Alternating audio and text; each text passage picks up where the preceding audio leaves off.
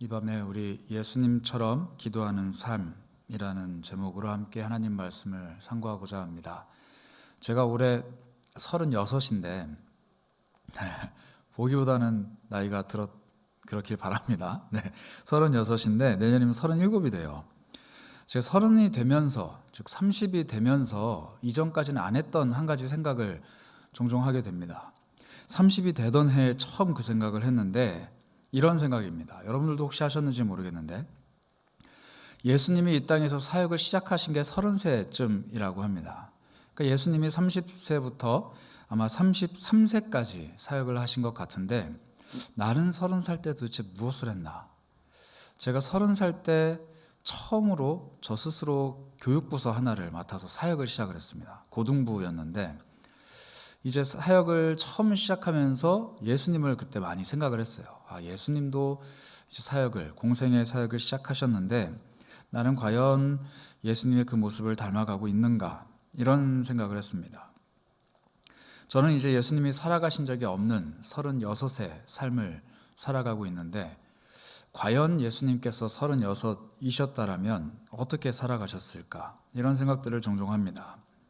우리 옛 어른들은 30을 이립이라고 불렀다고 합니다. 혹시 이립의 뜻을 아시나요? 제가 사전을 찾아보니 마음을 확고하게 세워서 움직이지 않는 상태를 이립이라고 한답니다. 즉 남자 나이 또 여자 나이, 사람의 나이가 30쯤 되면 뜻을 확고하게 세워서 좀처럼 움직이지 않는 굳건한 사람이 되는 나이가 30이다 라고 하는데 나는 과연 이 30대의 이 시간들을 과연 굳건한 반석 되시는 예수 그리스도 위에 굳건히 세워가는 이 립을 하고 있는 사람인가 한번 생각을 해보았습니다. 부족하죠. 많이 연약합니다. 제가 목사이지만 한 명의 성도이기 이전에 한 명의 사람으로서 우리 예수 그리스도 앞에 섰을 때는 부족한 것 투성이입니다. 그런데 우리의 삶의 기준, 이 성도들의 삶의 기준은 온전히 예수 그리스도 한 분뿐입니다. 즉 제가 목사여서가 아니라 하나님을 믿는 또 예수 그리스도의 자녀된 한 명의 성도이기 때문에 늘 그리스도를 바라보며 그리스도를 삶의 기준으로 삼아야 되는 사람이라는 겁니다. 그런 의미에서 여러분들 또한 모든 행동과 생각 그리고 삶의 여러 가지 여정들을 예수 그리스도를 모델로 하고 살아가는 삶을 살아가고 계십니다. 특히 오늘은 우리의 기도 생활을 한번 예수 그리스도에 빗대어서 살펴보고자 합니다. 예수께서 기도하신 것처럼 우리는 과연 기도하고 있는가? 예수님의 기도가 나의 기도와 과연 얼마나 닮아 있는가? 우리가 예수님을 인생의 목적 혹은 목표로 두고 살아가는 삶의 여정을 에베소서는 이렇게 표현을 합니다. 에베소서 4장 13절입니다. 우리가 다 하나님의 아들을 믿는 것과 아는 일에 하나가 되어 온전한 사람을 이루어 그리스도의 장성한 분량에 충만한 데까지 이르리니. 이 말씀을 쉬운 성경은 조금 이해하기 쉽게 이렇게 표현을 합니다. 제가 읽어보겠습니다. 이렇게 할 때 우리 모두는 하나님의 아들을 믿고 아는 일에 하나가 되어 그리스도를 닮은 온전한 사람으로서 성숙한 그리스도인이 될 것입니다. 그리스도를 닮은 온전한 사람, 그게 성숙한 그리스도인이다라고 이야기를 합니다. 즉 우리가 하는 모든 신앙의 활동들이 그리스도를 닮은 성숙한 그리스도인이 되어가는 과정인데 그 중에서도 우리의 기도가 예수 그리스도와 과연 얼마나 닮아 있는 성숙한 그리스도인의 기도인가 한번 생각해 보자는 것입니다. 예수님처럼 기도하는 삶입니다. 오늘은 특별히 예수님께서 공생의 기간 동안 남기신 수많은 기도들 중에서 일생의 가장 마지막 순간 십자가에서 하셨던 그 기도를 한번 살펴보고자 합니다. 예수님께서는 가상 7언, 즉 십자가에서 7말씀을 남기셨습니다. 그런데 그 중에서도 2마디가 기도입니다. 오늘 우리가 읽은 이 본문에는 기도가 등장을 하는데 34절입니다. 이에 예수께서 이르시되 아버지 저들을 사하여 주옵소서 자기들이 하는 것을 알지 못함이니이다. 이렇게 말씀하셨습니다. 자기 자신의 손에 대못을 받고 있는 그 군인들, 그들을 바라보시면서 저들을 사해달라고, 용서해달라고 예수님이 말씀하고 계신 겁니다. 이 다른 이들에 대한 용서의 간구의 기도와 함께 누가복음 23장 46절은 예수님의 또 하나의 기도를 우리에게 전해줍니다. 46절입니다. 예수께서 큰 소리로 불러 이르시되 아버지 내 영혼을 아버지 손에 부탁하나이다 하고 이 말씀을 하신 후 숨지시니라. 예수님의 평생의 삶의 마지막 한마디는 역시 기도였습니다. 아버지 내 영혼을 아버지 손에 부탁합니다. 성경마다 복음서마다 예수님의 마지막 말이 다릅니다. 어떤 복음서는 다 이루었다라고 말씀하신 후에 돌아가셨다라고도 합니다. 그런데 오늘 누가는 예수님의 여러 가지 말씀들 중에서 내 영혼을 아버지 손에 부탁합니다 라는 기도를 하신 후에 돌아가셨다라고 분명히 이야기를 합니다. 이것은 의도가 있습니다. 이 누가가 예수님의 두 마디 기도를 기록한 것은 의도가 있다라는 것입니다. 그 의도를 살펴보기 이전에 우리는 한 가지 질문을 던져야 합니다. 예수님처럼 삶을 마감하는 순간에 우리는 어떤 기도를 할 수 있을까? 우리 인생이 삶의 여정을 다 끝내고 하나님 앞에 내 영혼이 올라가는 그 순간, 이 운명을 맞이하는 그 순간에 내 영혼을 아버지 손에 부탁합니다 라고 기도하면서 내 삶을 마무리할 수 있다면 그게 얼마나 큰 복이겠습니까? 그런데 너무나도 많은 사람들이 사고로 혹은 자신이 인지하지 못하는 상황에서 죽음을 맞이하는 게 현실입니다. 병상에서 혹은 정말로 황망한 사건 사고의 현장에서 죽음을 맞이하는 것이죠. 그러니 그리스도인으로서 자신의 삶을 하나님 아버지께 맡기며 자신의 영혼을 하나님께 의탁하며 삶을 마감할 수 있다는 것은 큰 복입니다. 그런데 우리가 편안하게 죽는 상황이 아니라 예수님처럼 이렇게 강제적으로 고통 속에 죽어가는 상황이라면 우리가 과연 이 기도를 할 수 있겠느냐는 질문입니다. 물론 내 영혼을 아버지 손에 맡깁니다라는 기도 정도는 할 수 있을 것 같습니다. 그러나 정말로 할 수 없는 기도, 내 손에 대못을 받고 있고 나를 채찍질했던 그 로마 군인들을 향해 저들의 죄를 용서해달라고 기도할 수 있는 담대함이, 또 그런 넉넉한 마음의 분량이 우리 안에 있느냐라는 것입니다. 쉽지 않을 것 같습니다. 흉내낼 수 있지만은 신정 그렇게 절박한 상황에서 예수님처럼 기도할 수 있을까? 한번 돌아본다면 어려울 것 같습니다. 그런데 누가는 그 어려운 일을 해낸 한 사람을 우리에게 소개를 합니다. 누구냐면 사도행전에 등장하는 스데반 집사입니다. 여러분들 잘 아시다시피 누가는 복음서인 누가복음을 기록한 후에 사도행전을 기록을 합니다. 사도들이 걸어왔던 길, 사도들의 사역을 기록한 책이죠. 그런데 이 누가는 누가복음과 사도행전을 각각 기록한 것이 아니라 세트로 기록했습니다. 그래서 이 누가복음의 이야기가 그대로 사도행전의 연장선에서 등장을 하는 것이죠. 그런데 제가 아까 말씀드렸다시피 누가가 예수 그리스도의 기도 두 가지를 언급을 했습니다. 그리고 그 기도가 사도행전에 이르러서 첫 순교자인 스데반의 죽음에 다시 등장을 합니다. 우리 성경을 한번 찾아볼까요? 사도행전 7장 59절부터 60절까지의 말씀입니다. 신약 199쪽에 있는 사도행전 7장 59절 60절을 제가 읽어보겠습니다. 그들이 돌로 스데반을 치니 스데반이 부르짖어 이르되 주 예수여 내 영혼을 받으시옵소서 하고 무릎을 꿇고 크게 불러 이르되 주여 이 죄를 그들에게 돌리지 마옵소서 이 말을 하고 자니라. 기독교 역사에는 수많은 순교자들이 등장을 합니다. 그리고 그 순교에 관한 여러 가지 일화들이 등장을 하죠. 참 고통 속에서 그리고 여러 가지 고난 속에서도 신앙을 지키기 위해서 생명을 내놓았던 순교자들의 그 이야기들, 사실 사도들이 이 독자들, 성경을 읽는 독자들에게 감동을 주거나 신앙적인 도전을 주기 위해서라면 이 순교자들의 이야기를 기록하는 것만큼 효과적인 게 없었을 겁니다. 그런데 사도행전에는 놀라우리만큼 순교자들이 등장하지 않습니다. 심지어 순교자들이 어떻게 죽었는지에 대해서 별로 관심을 두지 않습니다. 이 스데반 사건만 하더라도 스데반이 자기가 죽기 직전에 남긴 설교의 분량은 어마어마하게 길게 기록이 되어 있습니다. 그런데 사람들이 돌을 들어서 스데반이 죽을 때까지 그 돌을 던지는 이 끔찍한 장면은 아주 짧게 소개를 합니다.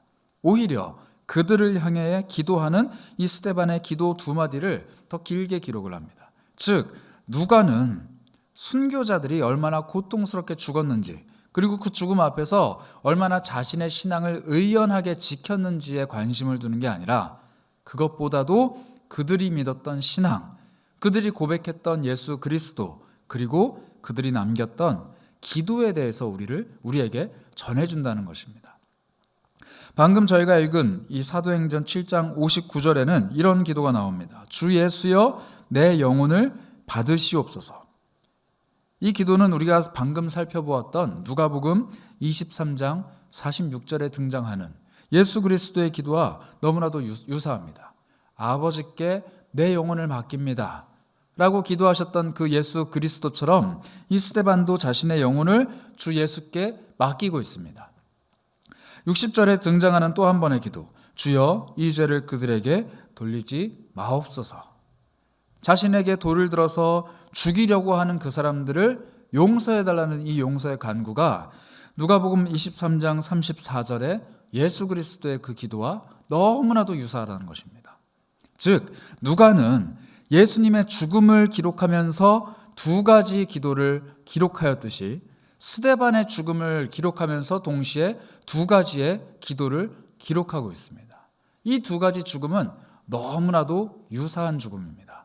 즉 누가가 전해주고 싶었던 이야기는 스데반이 그냥 우발적으로 죽은 것이 아니라 자신의 죽음을 십자가의 죽음에 빗대어서 잘 준비하였다. 그리고 그 죽음이 헛되지 않도록 끊임없이 기도하였다라는 것을 우리에게 보여주고 있습니다.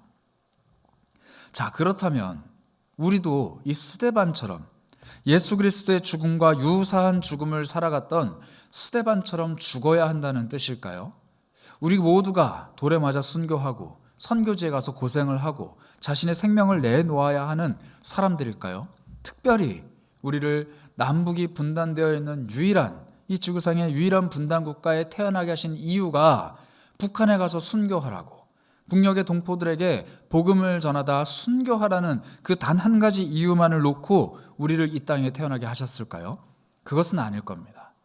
이렇게 스데반처럼 순교의 정신으로 살아간 사람도 있지만 각자의 삶의 지경에서 부름받은 모든 사람들은 예수님처럼 기도하고 예수님과 동일하게 살아가는 것입니다. 즉 스데반이 보여준 신앙의 행동은 우리가 똑같이 따라가야 되는 롤모델이라기보다는 그 원리, 그 삶의 원리를 본받아야 되는 롤모델이라는 것입니다. 그런 의미에서 우리는 스데반이 어떻게 이렇게 기도할 수 있었는가, 그 이유를 한번 살펴보아야 합니다. 아무리 천하의 스데반이어도 이런 기도, 이런 죽음을 맞이하는 데에는 어떤 큰 원동력이 있지 않겠습니까? 어떤 큰 힘이 있어서 그렇게 하지 않았겠습니까? 그 힘이 사도행전 7장 55절 56절에는 이렇게 우리에게 설명을 하고 있습니다. 스데반이 성령 충만하여 하늘을 우러러 주목하여 하나님의 영광과 및 예수께서 하나님 우편에 서신 것을 보고 말하되 보라 하늘이 열리고 인자가 하나님 우편에 서신 것을 보노라 한대. 스데반은 죽기 직전에 성령의 충만함을 경험했습니다. 하나님을 보고 또 그분 우편에 계신 예수 그리스도의 영광을 보았기 때문에 그분이 숨지면서 하셨던 그 기도를 자신의 입술로 고백할 수 있었던 겁니다. 여러분, 그런 의미에서 나는 인생의 고난과 역경이 다가올 때 무엇을 바라보는 사람입니까? 누군가는 삶의 어려움이 다가올 때 그 어려운 상황을 면밀히 분석하고 어떻게 이겨낼 수 있을 것인가? 내가 가지고 있는 능력은 무엇인가? 나에게 도움을 줄 수 있는 사람은 누구인가? 나는 어떻게 해야 이 난관을 헤쳐갈 수 있을까? 머리를 싸매고 고민하는 사람이 있습니다. 그리고 누군가는 인생의 역경이 다가올 때 눈을 들어 하늘을 바라보며 주목하여 하나님의 영광과 예수 그리스도의 능력을 보는 사람이 있습니다. 누군가는 이 세상을 살아갈 때 자신의 능력이 충만하기를 구하는 사람이 있습니다. 그러나 누군가는 성령의 능력을 충만히 구하는 사람이 있습니다.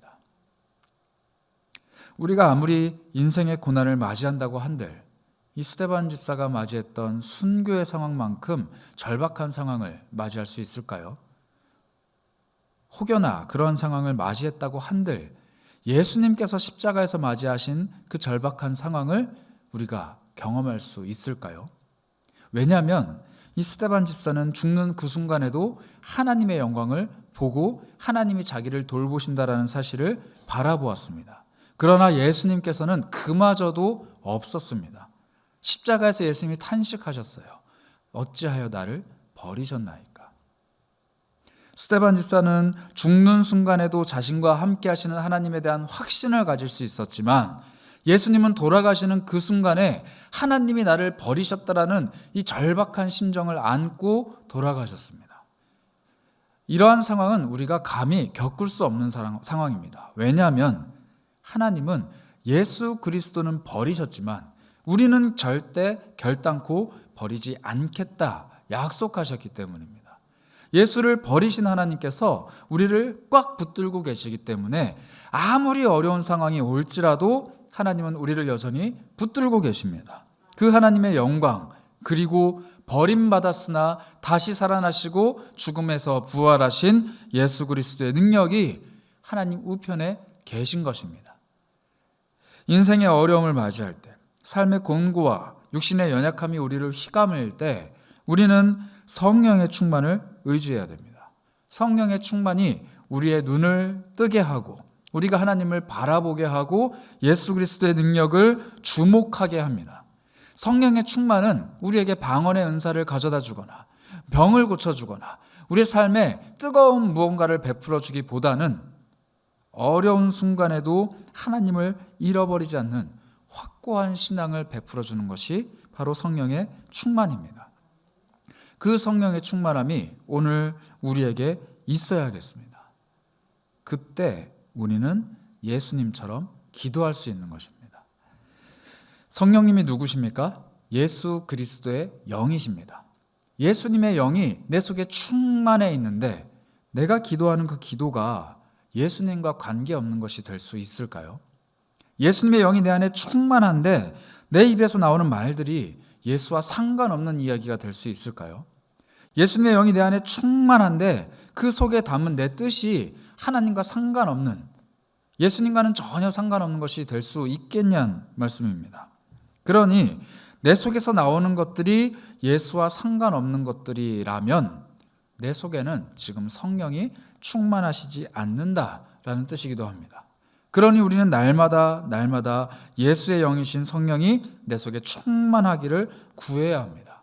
그리고 나의 기도가 내 육신의 자아가 아니라 성령께서 베풀어 주시는 기도가 될 수 있도록 간구해야 한다는 것이죠. 이러한 기도를 야고보서 4장은 우리에게 이렇게 설명을 합니다. 4장 2절부터 3절입니다. 너희는 욕심을 내어도 얻지 못하며 살인하며 시기하여도 능히 취하지 못함으로 다투고 싸우는도다. 너희가 얻지 못함은 구하지 아니하기 때문이요 구하여도 받지 못함은 정욕으로 쓰려고 잘못 구하기 때문이라. 성령의 충만함 없이 구하는 기도는 이러한 기도입니다. 사람을 죽이고 시기하고 무언가를 취하기 위해 다투고 싸우면서 자신의 정욕에 따라 기도하는 것. 이 기도가 우리 입술에서 튀어나온다면 예수님처럼 기도하는 그 기도가 아니라는 것이죠. 매일매일 예수 그리스도의 이름으로 기도함에도 불구하고 그 기도의 내용이 예수와 전혀 상관없는 기도가 될 수 있습니다. 우리가 정말 간절히 기도하고 정말 하나님께 뜨겁게 구하며 예수의 능력을 간절히 부르시며 기도하는 것임에도 불구하고 내 육신의 정욕이 그 안에 들어가 있다면 이것은 불순물이 가득 섞여버린 하나님 앞에서 온전하지 못한 기도입니다. 오로지 예수 그리스도의 영이신 성령님이 내 모든 기도의 제목들을 돌아보시고 그것들을 정화시키시고 오로지 예수의 이름으로 기도할 만한 합당한 기도로 바꾸어 주십니다. 그러니 예수 그리스도의 이름으로 기도하는 것은 우리의 능력이기보다는 두렵고 떨리는 일이 되어야 합니다. 그저 내가 원하는 것들을 다 나열한 후에 도장 찍듯이 예수 그리스도의 이름으로 기도합니다. 아멘 하는 것이 아니라 성령 하나님께 메인바가 되어 간절히 기도하고 그러나 정말로 구해야 할 것을 구한 후에 두렵고 떨리며 겸손한 마음으로 예수 그리스도의 그 귀한 이름을 조심스럽게 꺼내드는 것이 바로 성도의 기도라는 것이죠. 그런 의미에서 우리는 우리의 기도를, 우리 입술에서 나오는 모든 간구를 재검토해야만 합니다. 과연 이 기도가 성령께서 인을 치시는 예수 그리스도의 이름으로 도장을 찍을 만한 기도인가? 정말로 나는 예수 그리스도의 이름을 기만하지 않고 하나님께 기도하고 있는가? 나는 정말로 예수님처럼 하나님의 뜻에 합한 기도를 하고 있는가? 그러기 위해서 우리는 내 영혼에 성령을 충만하게 채워야 합니다. 이 죽어있는 내 영을 뒤흔들어서 깨워야만 합니다. 잠들어 있는 내 영을 깨워서 내 영혼이 정신 차리게 만들고 그 영혼 위에 성령의 능력을 가득가득 부어서 채워야만 합니다. 정말로 성령이 살아계신지 내 안에 계신지 충만한지 아닌지도 분별할 수 없는 이 멈춰버린 영혼의 상태를 겪고 계시는 분이 계시다면 오늘 이 밤에 죽어있는 영혼을 깨워 살리시길 바랍니다. 그리고 그 영혼 위에 성령의 능력을 덧입으시길 바랍니다. 성령께서 내 안에 살아계실 때 내 기도가 비로소 주님의 기도가 또 주님을 닮은 기도가 될 수 있는 것입니다.